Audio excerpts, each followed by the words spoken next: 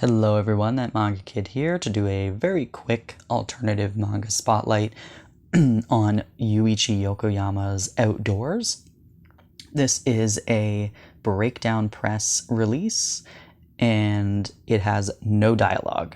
If you've read anything by Yuichi Yokoyama, you know that his stories have very little to no dialogue.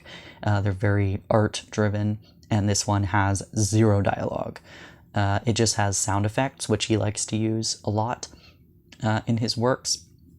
This one in particular was very fascinating to me. This is my fourth Yuichi Yokoyama work. I own Iceland, World Map Room, and Garden.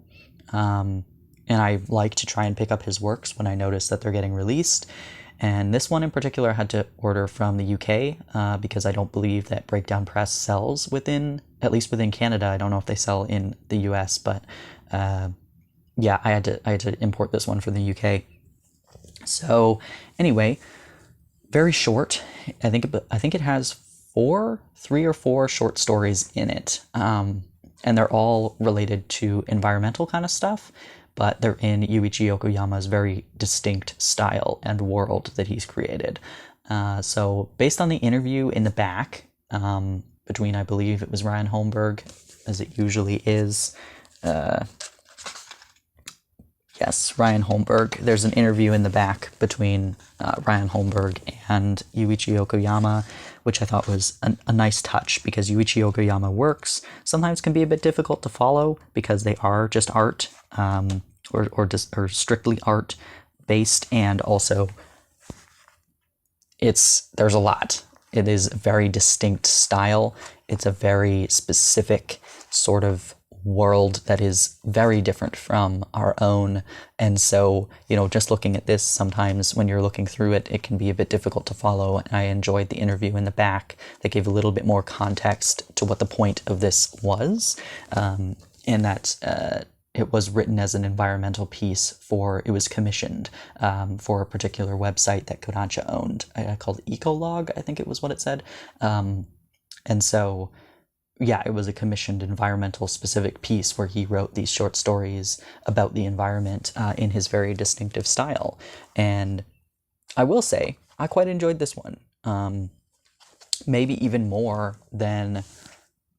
I remember really liking Iceland. World Map Room and Garden have a bit more dialogue, but I found, particularly Garden, because it's so long, I found it a little bit difficult to follow. But Outdoors, knowing that it was like an environmental thing, reading it was quite pleasant, and I just really enjoyed flipping through it. And I love his art. Obviously, that's the draw. If you're looking for like a character-driven kind of story, he uses a lot of the same characters throughout his works.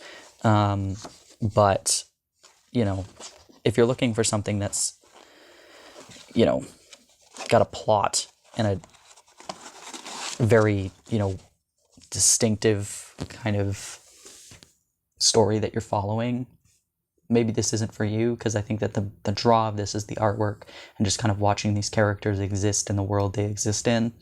And I'm sure that if I reread these titles over and over and over, I will notice more and more things about them. But for the most part, I bought this for the artwork, and I wasn't disappointed. I really enjoyed it. I thought it was very well done, as I do with all of his works. And now, this is not technically, Yuichi Yokoyama himself does not consider this Gekika, but I put it under my alternative manga spotlight because, that type of video, because it's very different from the other kind of mainstream manga that you see. So anyway, thanks for watching. If you've read anything else by Yuichi Yokoyama other than the 4 titles I've mentioned, I would love to hear about any other titles that I'm not aware of. And yeah, if you have any other recommendations of alternative manga or anything that's just different than the mainstream, I'd love to hear that as well. Always looking for recommendations. Thanks for watching.